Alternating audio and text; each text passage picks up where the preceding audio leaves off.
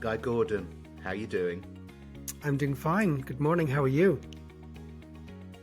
I am excited because I think we're going to have a fabulous conversation.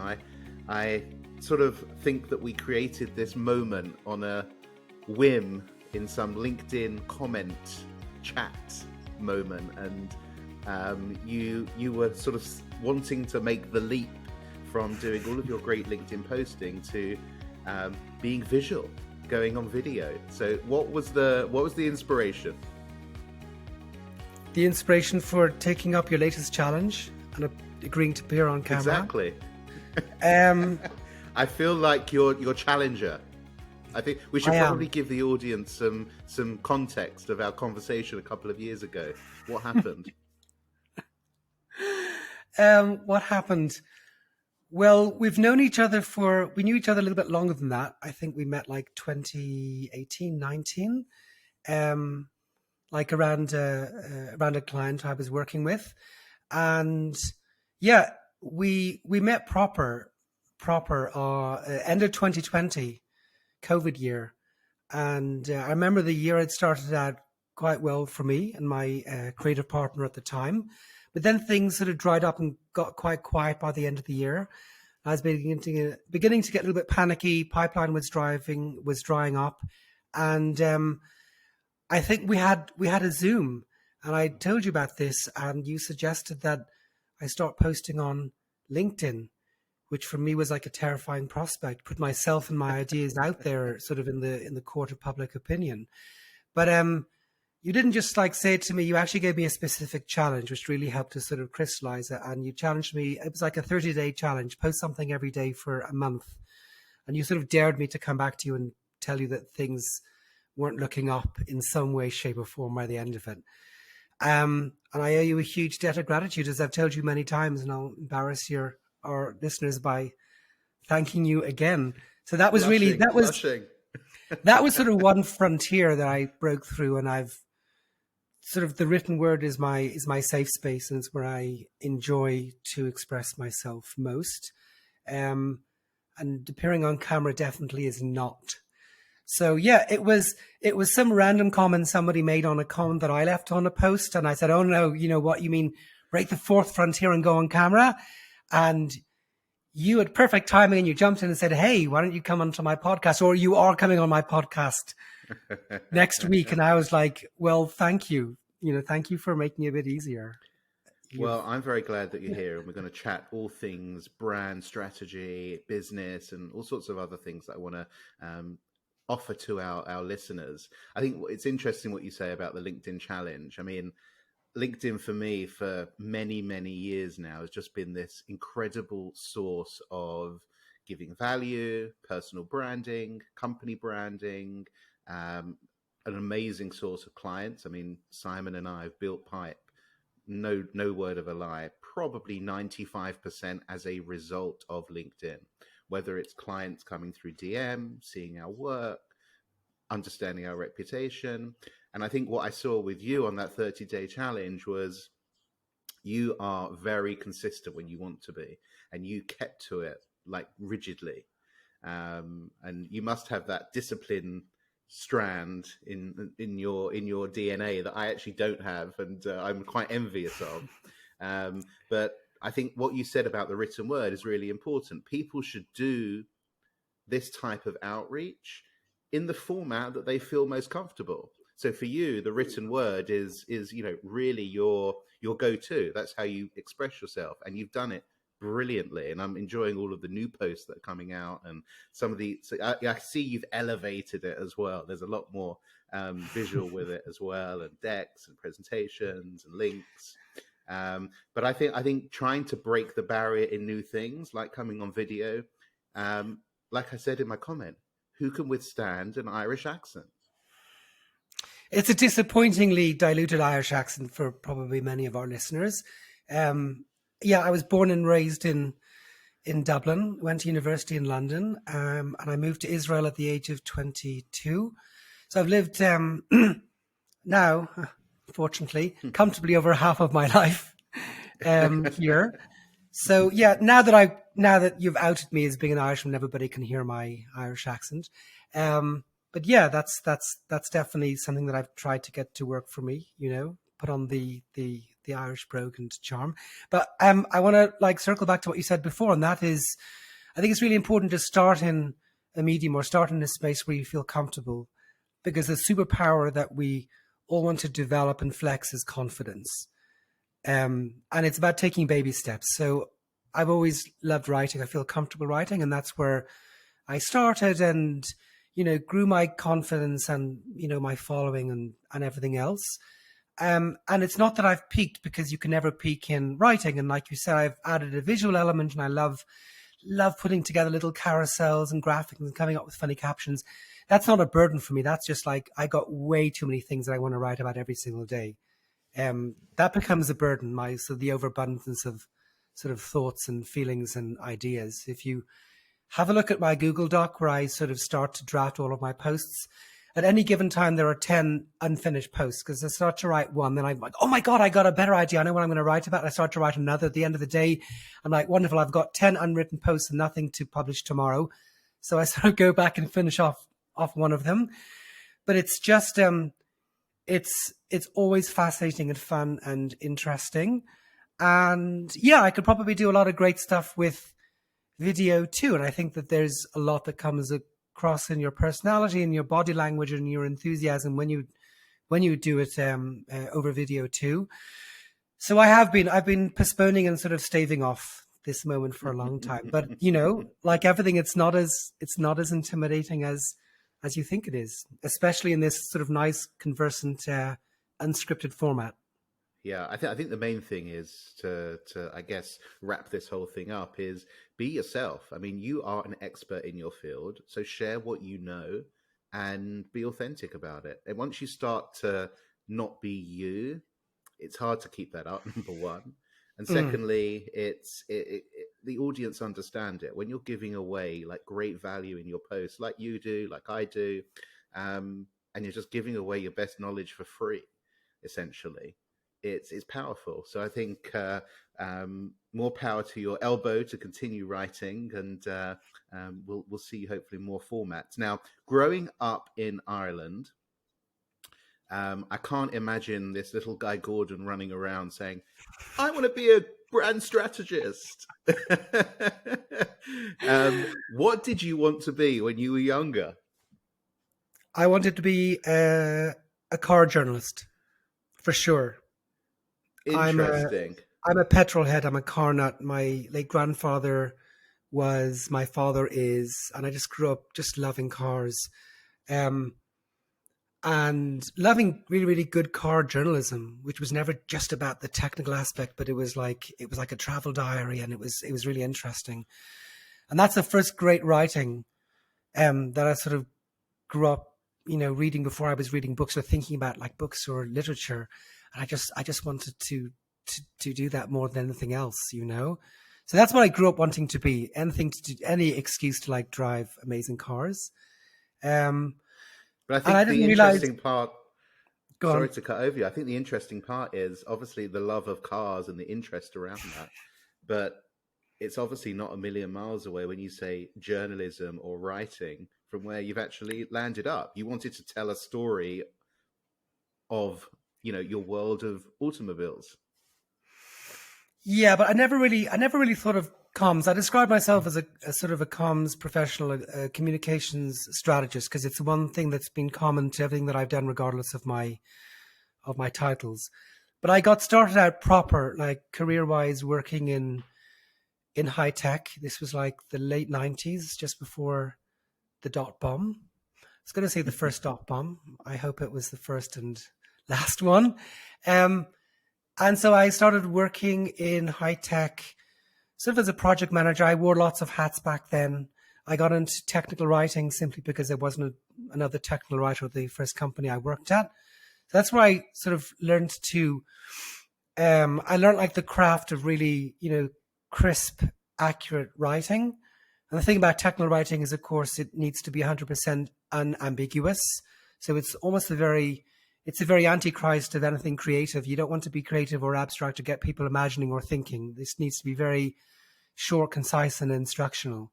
So I enjoyed that aspect of communication, but I didn't actually realize that I wanted to work in advertising, which was sort of my first foray into comms, until I think I was about 30, about 2005. Wow. Okay. And I'd I always didn't loved know that about you. advertising. I'd always loved advertising. And I found myself enjoying the ads during the ad break more than the program itself when I was growing up. I grew up in Ireland, but we had mainly sort of British TV channels, and British advertising is just wonderful, and I would enjoy the ads so much. And I didn't really think about it. I never thought about this sort of as something that I could do as a career. It just sort of dawned on me at age 30 that this is what I wanted to do. So I made quite a big career pivot, and I sort of almost like started at the bottom type of thing, took a big wage cut. And that's where I got started. So I did advertising. I worked to message and communication strategy, like the big idea behind campaigns. And then it was a very sort of natural evolution or segue into like brand strategy, because it's all about the same thing, just, different context, different types of clients. So yeah, that's how I got into it. So brand strategy. When you pull the man off the street and you say brand or brand strategy, people think, oh, it's a logo, it's a website, it's, some collateral. But obviously we know that it's way more than that. For people trying to understand the world of brand strategy and what it actually entails, how would you describe it? Oh gosh, I've been trying to codify this myself for years, to be honest with you, Robert. In one sentence, brand strategy is your reason to believe, is the reason to believe that you're giving your audience or your stakeholders. When I think about what a brand is, I also have a very fluid definition of it. A brand is a set of associations in someone's mind. Okay. And branding is the intentional process of creating or influencing those associations. So, if you take the name of something or someone who's very divisive, like Marmite or Donald Trump, everybody's got their own ideas as to, what that or that person means to them, right? Very, very divided opinions.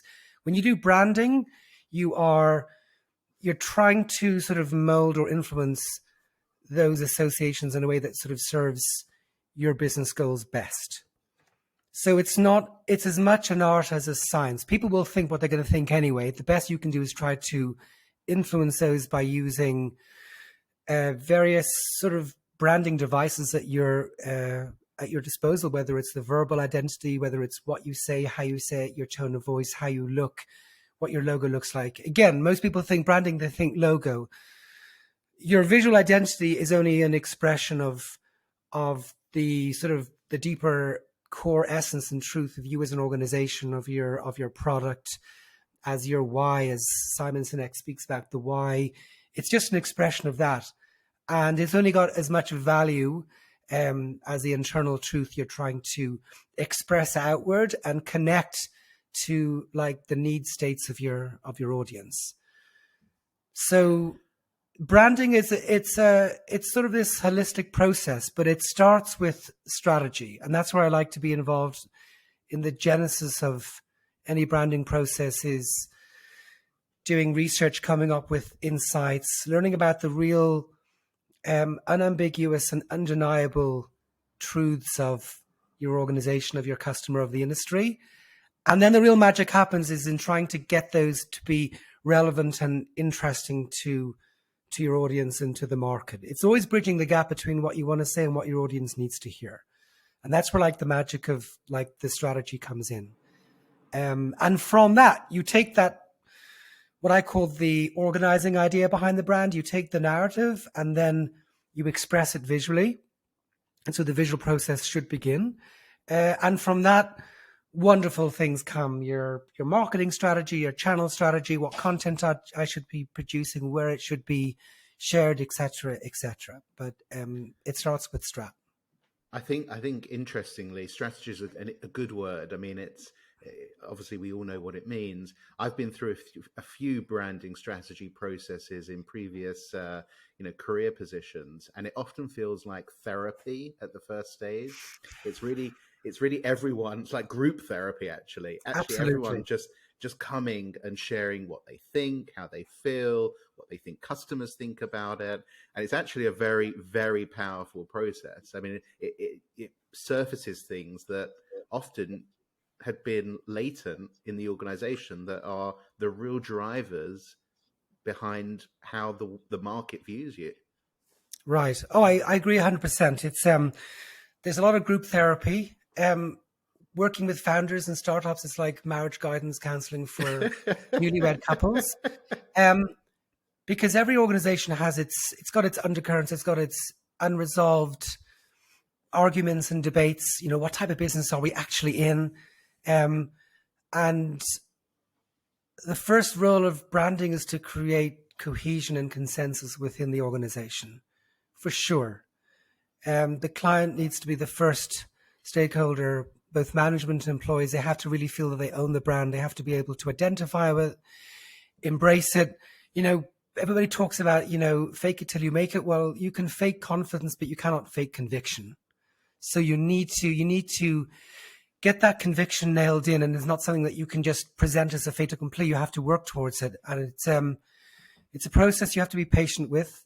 So I'll often do workshops to get everybody on board, and I believe I wrote a bit of a controversial post about this. I believe in diversity and inclusion. It's super important to get like the broadest spectrum of voices and perspectives, and particularly if you're working with a large organization, you need to get sales perspective and business development, because at the end of the day, brand is really there to serve everybody.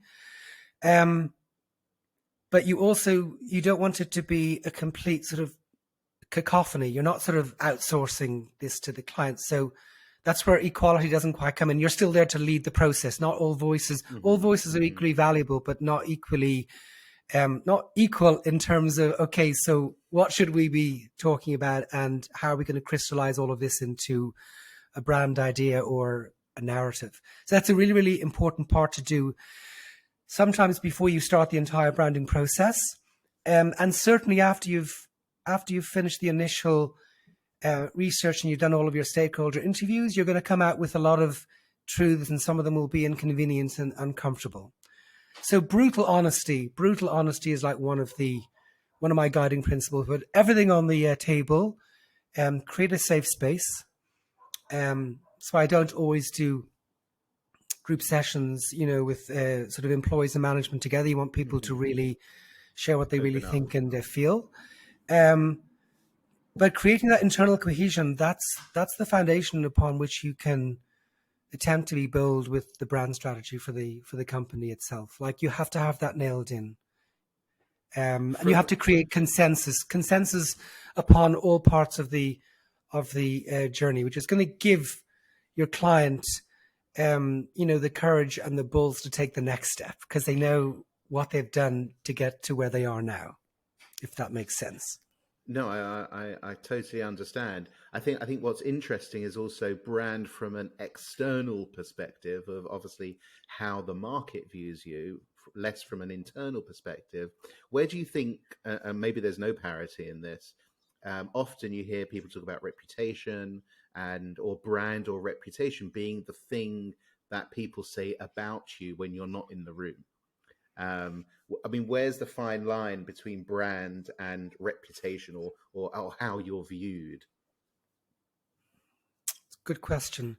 Yeah, I think that was Jeff Bezos's definition of what a brand is. What people say about you. Really? I've heard it so many times in different places, but yeah. Well, I spent a short stint at Amazon. That was one of the favorite like fanboy and fangirl slides I saw in presentations all the time. It's a really good question. Listen, I want to go back to, the thing I think that my sort of code and my guiding principle again is the search for truth. So I'm always looking to find out what the brand is really about. And then work out how to make that, what is essentially trustworthy about the position that we're taking in the market or in our voice or in our approach to comms. So I definitely like to work on brands from the inside out. I'm an absolute freak for one-on-one stakeholder interviews, and that's where I've got my best ideas and insights. They're sort of hiding in plain sight, but you need to go out and like talk about them and ask about them and find them. Brand reputation. Do you have a tried and tested route to do that? Is there a sort of which I'll get back to in 1 second. I want to try to tackle your quite tough question, which is about brand reputation. Brand reputation is your ongoing ability to deliver on your brand promise every day. One of the things when I come up with like a new brand promise for a client, I sit them down and I say, okay, guys, like we're committing ourselves with this. Can you commit to fulfilling this brand promise from like living and breathing it every day? And don't just say, oh, yes, but let's think about the resources it's going to require. Let's think about the commitment it's going to require. Let's think about the moral position that you're going to, need to take in all sorts of different situations. This is something that you really believe in with your heart and soul and are going to be willing to commit to live up to every day. So a lot of the brand reputation management is something that's sort of a bit out of my hands. I can certainly show what this might mean for your reputation or what type of reputation this is going to set up that you're going to need to protect and cultivate and protect over time. But brand reputation is something that I'll give you a quick example. I've spoken about this before. Airbnb's big brand idea, belong anywhere. Mm-hmm. So this is a fantastic organizing idea. And I've spoken on a post about, how they sort of evolved to that very abstract idea over time when people understood what their whole crazy concept was of like staying in like strangers' rooms and stuff. But what they were able to do in terms of living out that brand and really bolstering the reputation around it was situations when we had the mass waves of migration. When was it? 2015, 16? And we had a lot of social upheaval and, homophobia and xenophobia. They were able to then take that message of belong anywhere and, use that to offer sort of free temporary accommodation to immigrants or to frontline workers during COVID. And that is something that really helps them, maintain their brand reputation in a way that's totally tied into the big idea behind the brand, and that they're actually living out their brand promise of belong anywhere in the actions that they take and everything that they do. So that's not flimsy. That's not some type of greenwashing, which like a lot of brands tend to do.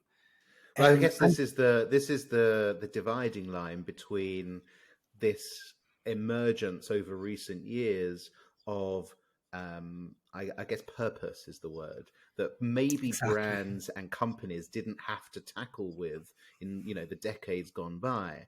And today your brand has to have, whether we like it or not, we can debate the whys and wherefores of whether purpose should be woven in so dramatically to business and B2B brands or even B2C brands. And I know there's lots of data and evidence to show that it actually obviously works. The market itself is moving that way. They want to, the new generation wants to buy things from brands that align with their values and purpose.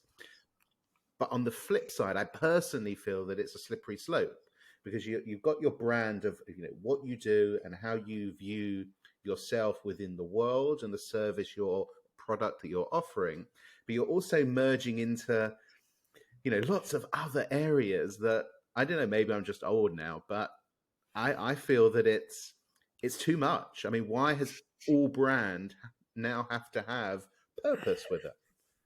Well, they don't and they ought not to. And I think that what will I call it? You can call it cause marketing. I think that, virtue signaling for virtue signaling's sake is vapant and pointless, and you're simply adding to the noise. And you just look like an idiot. You look like everybody else who has to come out with like the same it's so boring and so tedious. But what I think that you should do it as much as it is relevant and ties into the values of your audience in a way that drives brand affinity and drives purchase decision. Okay. And I'm quite let's just get that out again. I'm Brand quite real. affinity and purchasing decision. Yeah. I mean, yeah, that's just the two things that came top of my mind. So if your brand is sort of naturally in this space, if your audience is a very woke audience, I'm not PC, I'll just say these words, okay? If it's a very woke audience, and you think that it's going to help to impart some of those values or give some of those vibes across in your marketing, and that's going to help, create an emotional connection with your audience, and it's going to create brand affinity for you, and it's ultimately going to help you shift product, then yeah, you probably have like a business imperative to, yes, be talking about these things and push your marketing in that way. If you're dealing with, high net worth individuals and you're a super exclusive wealth management company, then those things probably mean less to the type of people that you're reaching out to, and you just look silly if you talk about them. I mean, it's all about relevance at the end of the day, and it's about, like you said, it's about, you got lots of dials, you got to work out how much to dial up different flavors of your marketing and different messages. But you need to do it, like you said, very carefully and very judiciously, because otherwise you're going to fall into the pink pink washing bucket, or the pink washing or the green washing. You don't want to just be seen to be doing it for the sake of doing it. There's got to be something smart around it. And if you do want to jump on an opportunity to do like a special campaign around International Pride Day, then do it in a way that's like really, really relevant to your product and funny and adds value.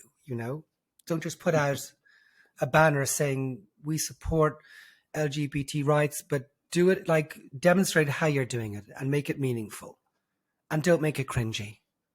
You use a word Please. there, funny. You use the word there, funny. And humor. I mean, look, we're, you said you grew up on British TV and British commercials and that, English sarcasm. Humor plays a huge role, I think, today in people just identifying with the brands that they want to choose. And it's such a sticky psychological concept. Where have you seen humor work best in campaigns that you've ran?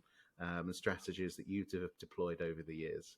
Well, I'll talk a little bit about maybe how I've used humor in my posts, what I think about humor. I think humor is great. First of all, like, for the obvious reasons that laughter is the best medicine. And when you laugh, you're releasing, what is dopamine or serotonin? I mean, it's got an undeniable chemical reaction.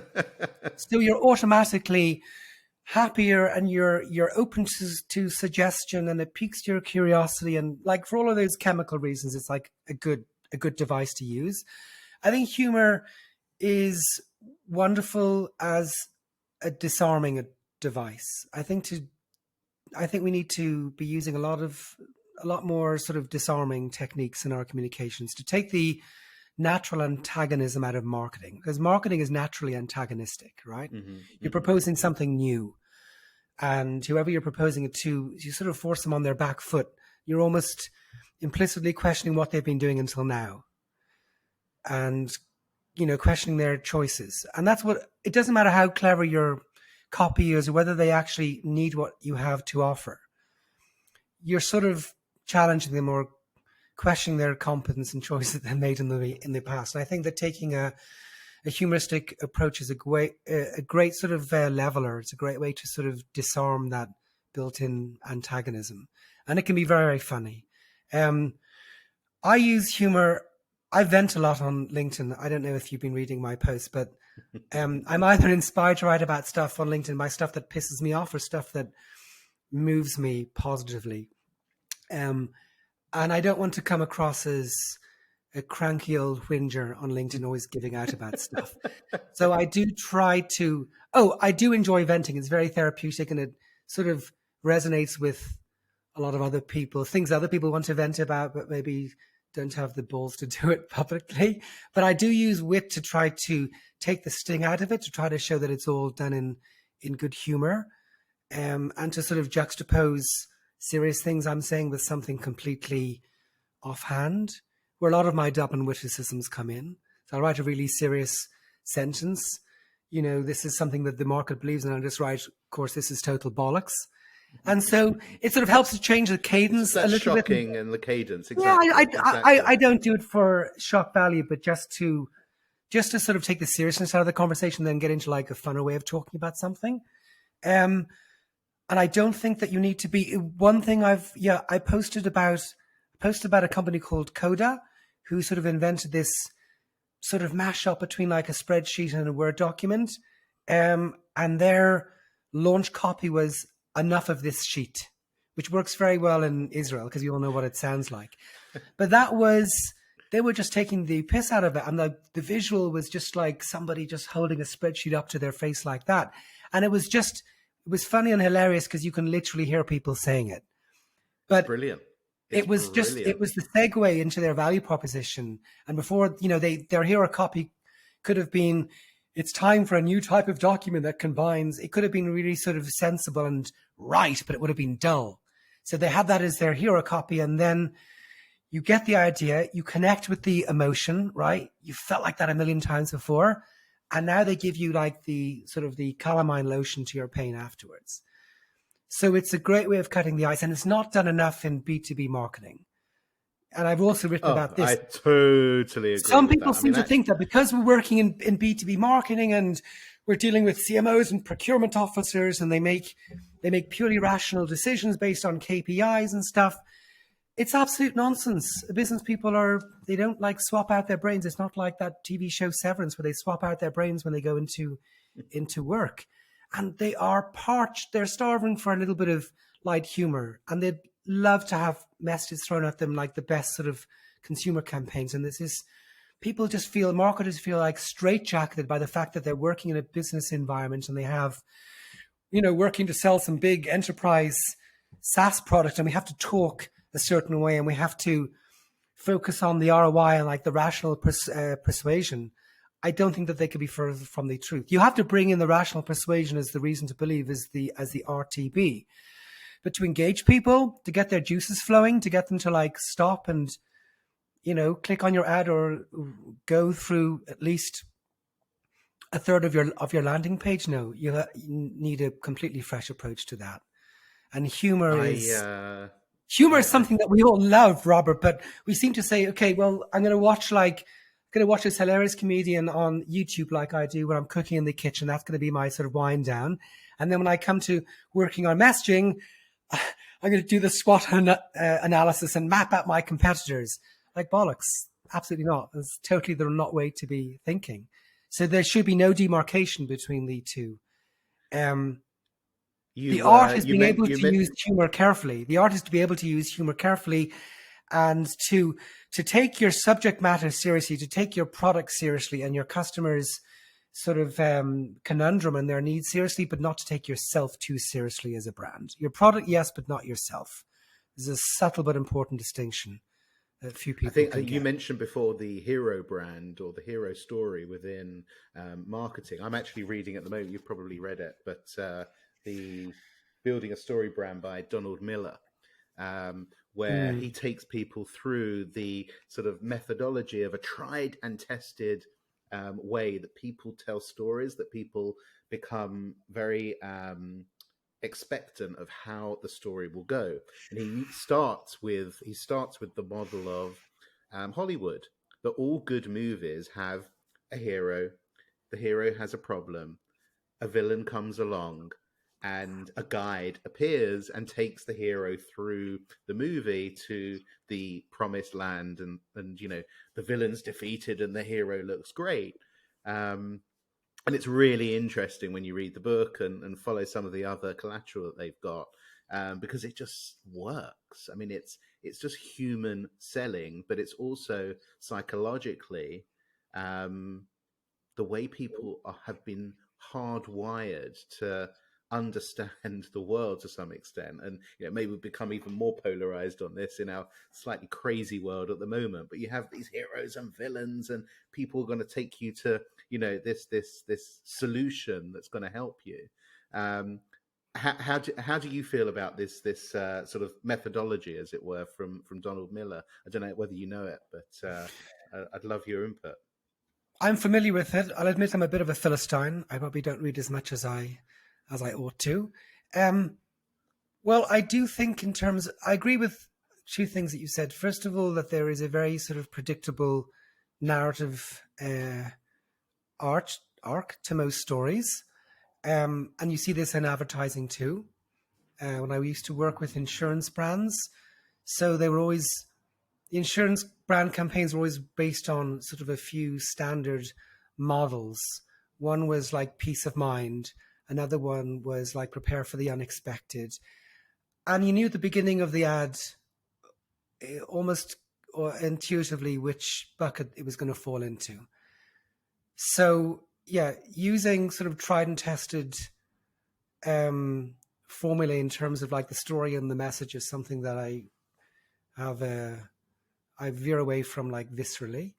When it comes to the characters, the hero, the nemesis, I do use them as sort of devices and tools to help focus my clients when we're talking about branding. So, we'll talk about the competitive landscape, but it really sort of it really sort of helps to sharpen it in their mind if I use a word like who's the arch villain. Because at the end of the day, you can do all of the fancy competitive landscape mapping and put them into different quadrants and stuff like that. But the CMO still goes to bed that night thinking about like one competitor that's making their life miserable. And they still sort of personify it. And they still like end up loving / hating a company because they're making their life miserable or whatever. So it does help to sort of personalize it and create those characters. Again, like you say, characters which have existed in human lore and storytelling forever. But I don't really use that. I'm very sort of anti-process. I don't really have like a set process or methodology. I've got sort of a logical order in which a strategy should be built. But it's one of the tools in my toolbox that I'll take out and use to help create like a little bit of theater and drama around this sort of boring business process we're trying to go through. It's a great way to get people to understand in a Absolutely. tried and tested way where they sit within the landscape and the story that they're trying to tell, the solution that they're trying to bring out. And they, because they may have sort of a primary competitor or direct competitor, but they may also have indirect competitors who, on the one hand, may be sort of competing for the same market share, but on the other hand, they are broadening the category and they're increasing awareness. So I don't put them in the villains. You got to think of like another character or archetype for that, and it just sort of helps to put a label onto these things and to help to organize and categorize stuff. So when you stand back, it's not as sort of confusing and overwhelming as you thought it was in the beginning. I think where he's taken me actually in learning is that the villain doesn't always have to be another company or a competitor.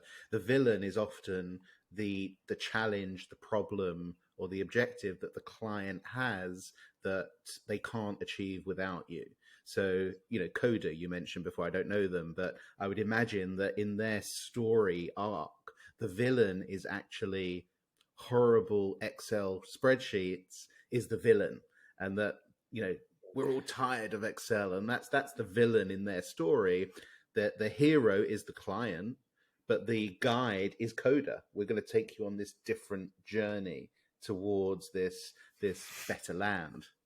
Or the villain could be locked down or working in isolation or trying to work on a 100%. big international project over 3 time zones with half the team off sick and a looming deadline. Or the villain could be, the attention economy. It could be a lack of time, or it could be everything. This is what I always tell clients when we're thinking about what is going through the client's mind. I'm like, well, work is one thing going through their mind, but also picking the kids up from school and making the mortgage payment and planning Christmas holidays is like a million different things. That's who you're really competing with. You're competing for share of mind more than anything else. So yeah, I think it's really important to take a sort of a zoom out and see like the holistic view. And right now, people are worried about paying energy bills and what's going to be in the difficult year ahead and how to get through the winter. I mean, far lower down on the Maslow pyramid than the highfalutin ideas that we like to map out on sort of customer needs mapping. What is the most exciting project you've ever worked on, brand strategy project in your career so far? Oh, I can't believe you're asking me this. There's been Come so on, many. spill the beans. So Which one really exciting. stands out for you as that is a proud piece of work that I did?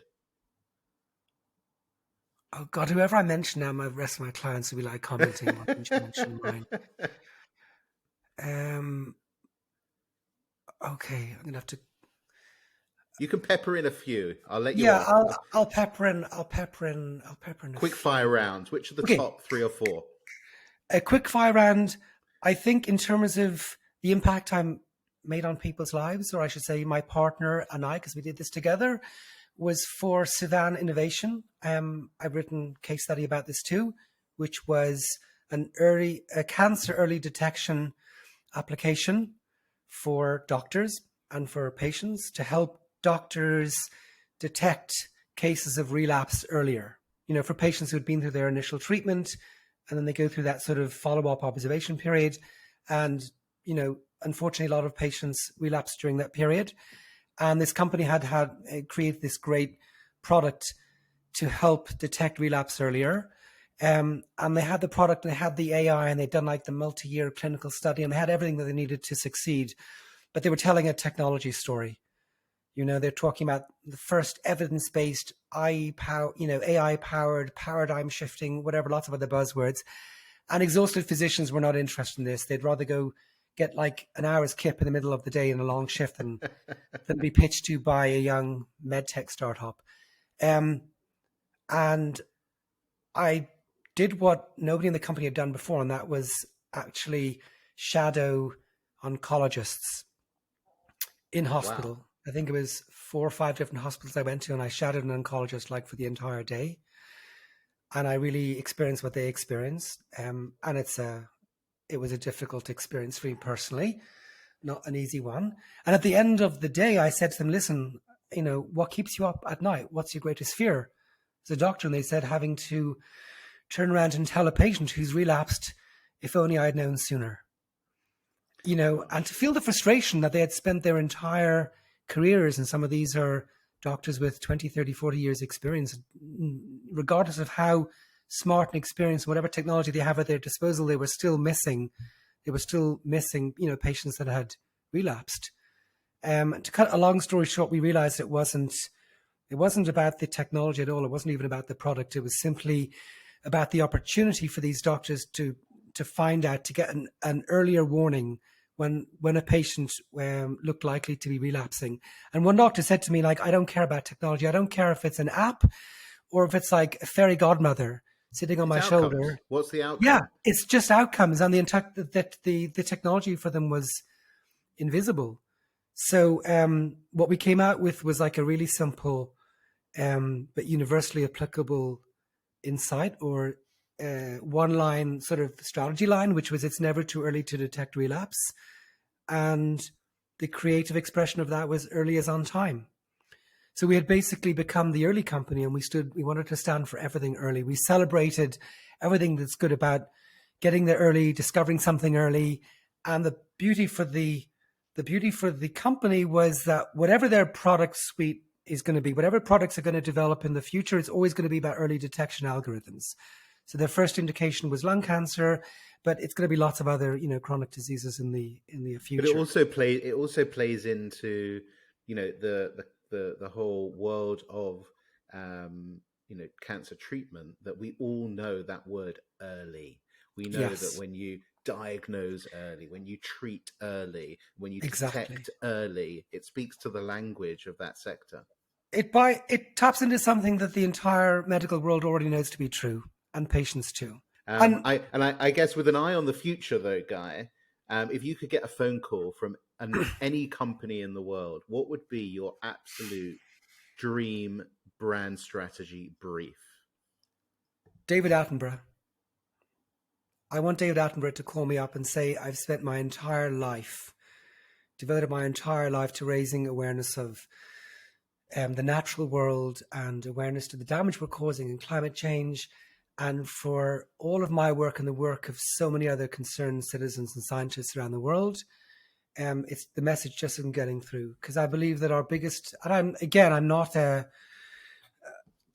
I've always wanted to apply my skills to the greatest possible good. And there's nothing that we need more urgently as humanity, but to sort of change the way that we think, to change our mindset and the mental model around protecting the environment and sustainability and cutting down consumption and everything else related to that. And I think that at this stage, it is a failure of communication more than anything else. I really believe that. And I'd love to get a brief to come up with a global communication strategy for changing everybody's minds, or for addressing the apathy. I think it's apathy and indifference and ignorance. So yeah, why would that might be my dream brief? Well, there's no sort of single world entity. You need to do work for an organization that's got the wherewithal and the leverage and the reach and the influence to get the message out there, you know? So I was just thinking of, like, who's the greatest living icon for all of this? And it is still David Attenborough, Canine Horror. He's really getting on now. So he's incredible. Him and obviously the late Queen. These two icons of our worlds for sure. But I was thinking to flip that question on its head, though. What projects would you not do? So you get a call from I don't know, let's say fossil fuel companies, oil companies. Or, you know, I'm just using those as a direct, mirror opposite of what you just said. But where is the line for you? I don't know. A political party calls you. Very good question. We want you, Guy. Oh God. Where's the line? Where do you say, look, no? The really simple answer is, I guess, gambling and tobacco. There are certain things I just don't think are overall a force of good for the world. Yep. But then you got questions like, if it's for the national lottery, or here in Israel, the Mifal HaPayis, that does result in some people having gambling problems, but they also put a lot of money back into social good and culture and stuff like that. Like, as soon as I come up with a law, there's like a whole bunch of like caveats, conditions in which I would do something. But that's my own call to make. But there's got to be good, and if there's good and bad, then the good has to outweigh the bad itself. There's nothing that I won't. There's very, very little that I haven't done. I was asked to lead a PR strategy for a tycoon once who was making a run on Israel's natural resources many years ago. You might be able to guess who it was, and I refused to do that because I would not be complicit in the rape and theft of our country's natural resources, regardless of what a great communicator I am. So I said no to that. I have said no to quite a few jobs in the past. Like gaming, for example. Mm-hmm. Gaming, my kids are addicted enough to their devices. I wouldn't do sort of a pure gaming project, but if it was gaming that was helping to bring people together, or gaming for, kids with learning disabilities, or gaming for had some type of good, or was inclusive in a way that gaming hadn't been before, then certainly I would consider it. But I've got my my unofficial moral compass of stuff that I will and won't do. Yeah, I knew you would have. I just wasn't sure where it would be. So I've done politics before. But here my contrarian side comes in, because naturally I'm liberal, so naturally my tendency would be to want to do a campaign for, a party or an ideology that I identify with. However, that said, about 2.5 years ago, for a short while, I ran a Republican congressional campaign in Florida. I like to do things that take me out of my comfort zone. Now, it wasn't for like a diehard crazy Republican. It was obviously for a very liberal Republican. There needed to be some matching in values, but my Mm-hmm. guess was they're going to win anyway. If they're going to win, I'd like there to be the most sane and palatable candidate person in power. Well, it's the classic. It's It's better to be in almost the like room than outside damage of it. control. Exactly, almost like sort of damage control in some ways. I always take on projects that are challenging. If a project looks too easy, I won't want to do it. And that's where, that's what I get off on, is cracking really, really difficult briefs. And it could be because, for different reasons, it could be because it's there's a political minefield. It could be that there's a lot of bickering within the company, and you bring great value in just bringing everybody together. It could be a really, really difficult market problem you have to solve. But I'm a devil for punishment, as we'd say in Dublin. So yeah. Well, you've also worked for two of the biggest brands that I think people, will instantly identify with. Obviously, Amazon that you mentioned before, but also within the creative and advertising world, Saatchi. What would you say are both of those companies, your experiences there, were the sort of key one or two learnings that you've had from having, stints in your career at pretty behemoth companies? Wow. It's a lot to unpack. I'll try to cherry pick. So Saatchi was my first really serious job in advertising. I had been aware of their advertising. We all grew up with some of their ads, like British Airways. We probably remember when we were younger. I was inspired by, I guess, the founder story of Morris and Charles Saatchi. Just the balls and audacity they had to get their name out there. Here were two Jewish boys from Baghdad trying to break into a very, very waspish institution.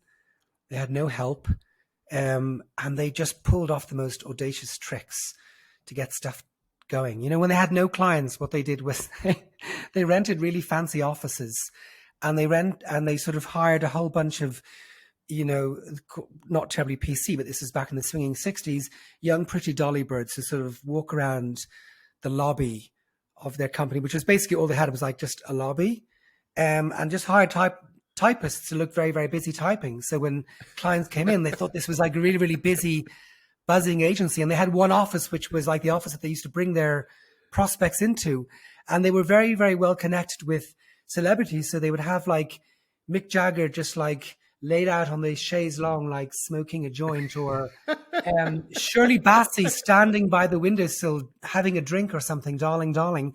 And people were just flabbergasted. They were like, oh my God, this is a really, really hot outfit. We have to work with these guys. It's proper Don Draper, man. No, it was proper Don Draper stuff. But this was, two Baghdadi Jewish boys in London doing it, mate. This all happened. So I learned quite a lot about audacity. What I learned was a little bit less from Saatchi, but I think from my first boss, who I would love to mention here, David Kosman, who was, the head of strategy at Saatchi Tel Aviv when I went to join, and still much of the most important things that I've learned in advertising, I learned from him. Wow. So I didn't learn much. I wasn't actually in love with the Saatchi way of advertising. We had this thing called love marks, and it felt all a little bit sort of synthesized to me. But I did get an opportunity to work, of course, on global brands and accounts, Coca-Cola, Ford, and all of these accounts that you wouldn't have had a chance to, work on if you were starting out solo. Sure. What about at Amazon? Wow, Amazon I learned a ton from. I find they have an absolutely fascinating work culture and work methodology. It's not for everyone, but it's fascinating all the same. The few things that I really cherry picked from it, first of all, and I just want to, I just want to repeat what you said. I worked within AWS, Amazon Web Services, within the broader Amazon group, but there's no demarcation. Once you're in the company, you go to the employee directory. There was 1.8 million people in the directory when I was there. So it's more of a confederacy of dozens of different business units and autonomous teams working around the globe than it is like a real company. But what they do incredibly is they've created the purest meritocracy that I've ever seen. And what I mean by that is all of your ideas are written down. You write down all of your ideas, and anybody can write down an idea, whether you're like a top executive at the Bezos level or you're working as a forklift driver in a warehouse. You get your idea down onto paper. There's no presentations. There's no internal presentations. Everything is written. You come up with your idea and you peer review it and you work on it, and you gather all of the data and support that you need for your idea, and you share it with your peers, you share it with your manager. It doesn't just go right up to the leadership, because every day there are thousands of people coming up with new ideas, better ways to do things, new product ideas. And how in the hell do you process so many ideas in an organization that like hires the best people? Well, you have to create it's almost like the Hunger Games for good ideas. Okay. So there were thousands of papers circulating around every day. And sometimes your paper may have to go through 60 iterations. You may be working on this for a year before it gets to like the very, very top. But when it gets to the top, it's been crystallized and shorn of any fluff. It's just like a pure idea that like Bezos is going to get to sign off on. So there's an incredibly rich culture of writing. I think writing is probably the top superpower, the top business power that you need to develop in Amazon. And I mean, people probably know this because it's been written about, but every team meeting starts with a 15 to 20 minute silent read, where we read the paper that somebody's written and we think about it and then we discuss it afterwards. There's no presentation because this is like, they worked out the whole diversity and inclusion thing like years ago before it was trendy. You can author a paper anonymously. So it doesn't matter who you are or whether you've been to biz school or what color you are. That's why they didn't do presentations, because they don't want to be selling mediocre ideas through a charismatic salesperson or presenter. So I love the purity and the honesty of that meritocracy. And the leadership principles, which are really form the foundation of everything that Amazon does and work, and how you think and how you argue a point and how you make decisions. And they're not these highfalutin leadership principles that they sort of print up and put on the front of the building. They're lived and breathed every single day. And they're principles that have a lot of internal tension and contradiction built in, so that you have to work out yourself which principle should be leading you each time. It's very, very intense. It's not for everybody, and it's an enormous organization where you have to be a really, really good big org creature, I think, to do well. I wasn't. I'm a creative savant. I like to be in small, intimate teams. I found it bewilderingly huge. So it wasn't for me, but there's a huge amount that I think that they do well and right as an organization. Talking there of Bezos, obviously he's a personal brand in his own right. Your brand strategy work often obviously is at the company level, but more and more today, that personal brand, whether it's you and I on LinkedIn, all the way through to the big icons that we know, personal brand plays such an important role in the brand reputation and brand strategy. How do you see that synergy with the company brand and the personal brand, which can sometimes be slightly different, and the impact that they have together? All the right questions to ask, don't you, Robert? I can see how devious of you. Well, I think that you always need to be working on your personal brand. For the right or wrong reasons, I had been developing my personal brand since you goaded me to start doing it and writing on LinkedIn. And then of the many wonderful things that the first 3.5 very intensive months of writing and building my brand did was it actually got me the job in Amazon. That's how Amazon discovered me. But then once I was in Amazon, because they're a closely guarded brand with incredibly strict rules as to about what you can and can't say and in which format and which channel, I got all sort of addled and I said, I can't keep on writing about the things I normally write about, with my fruity mouth and my controversial out there ideas and everything else. So I stopped posting, as you and probably others have noticed, for quite a while, for the year I was there and in the recovery period afterwards. And it was actually quite difficult to get back to writing again. And I neglected my personal brand, which was a shame. But there I was like a minnow in this huge organization. And I was never quite sure, like you say, where the demarcation, like where does Guy end and Amazon stop, or the other way around.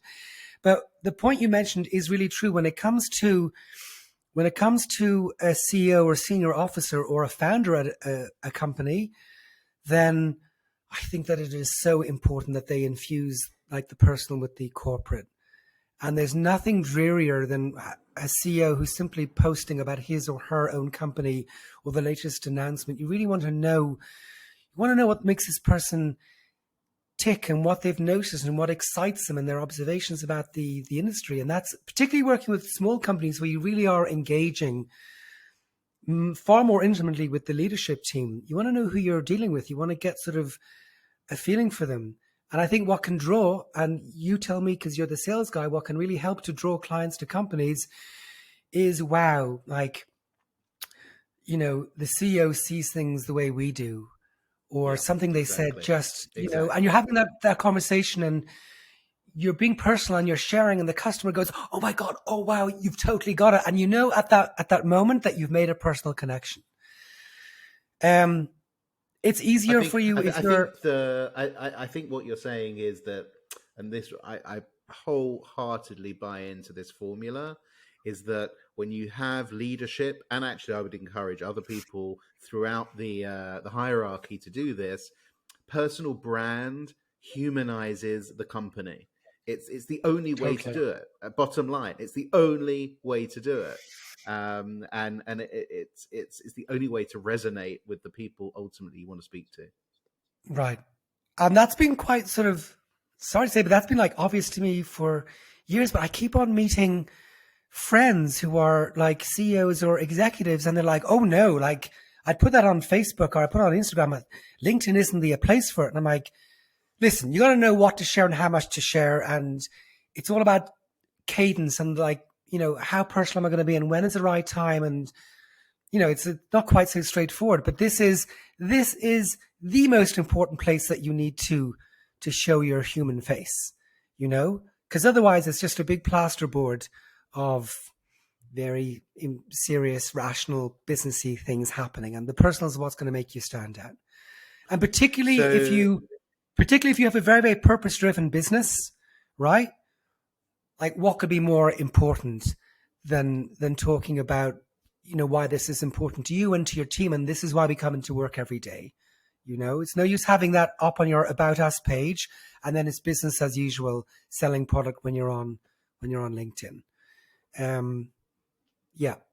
So I agree. So look, totally. coming full circle as we, and parting thoughts for our listeners, for those companies that are perhaps early on in their development and they can't yet afford a Guy Gordon, what would you say would be the sort of parting thoughts around how they should initially kickstart thinking about their own brand strategy, to leave them with that takeaway, Guy? Well, I tell a lot of companies, particularly early stage companies, like you say, ones that don't have, you know, great resources at their disposal yet, they don't need branding at all. What they do need to be different. You know, different is better than better. They need to work out, okay, what is it that we want to say and what do our audience need to hear? They need to work out what their purpose is, I think, more than anything else. And then think about how to make that relevant and interesting to everybody else. Because particularly if you have your own company, you've got your 9 to 5, what you're doing right now is the most important thing for you, right? That's your bread and butter. That's what you're not just doing 9 to 5, but you're thinking about all the time. It's definitely not what other people are thinking about all the time, mightn't even be thinking about it at all. So it's about sort of weaseling your way into the parts of their life or the times of day where they are considering it, you know, where they are thinking about it. And really to work on what your organizing idea is. If you were to What's your early is on time? What is it really about? Like, what's the core of what you're dealing with? Not about your own product truth. That's pretty easy to do. You can write descriptive blurbs and things about what it is you're selling, but think what it stands for, the significance and the impact of it, and focus your comms on that. And the biggest thing and the easiest shortcut to take is to tap into something that people already know to be true. It's a lot of people think, Robert, we need to work on clever copy. We need to have something that sounds really cool, or, that's got like a double meaning to it. That, do on your own time. That's just self-indulgent, and it's not really going to help your business. What you need to do is to tap into things that people already know to be true. Enough of this sheet. Early is on time. And that's gonna like shortcut and bypass a lot of the heavy lifting you have to do in marketing, because you're not there to demo or to convince or to show case studies. You're cutting through to something that the person you want to reach out to and touch and move and motivate towards action, something that's already been percolating in their mind or their heart for a long time. And you're now coming, and they're going to think, oh my God, finally a brand that gets me, a brand that understands me, that knows how I feel. And that you do not need to hire anybody for. You don't need to spend money on branding. You don't need a logo for it or anything. You need a bit of empathy, a little bit of wit, and the balls to talk in a way that none of your competitors are, for sure. Well, Guy, you've definitely had the balls to speak on this podcast, perhaps more than your competitors might. It's been enlightening and enjoyable, as I knew it would be.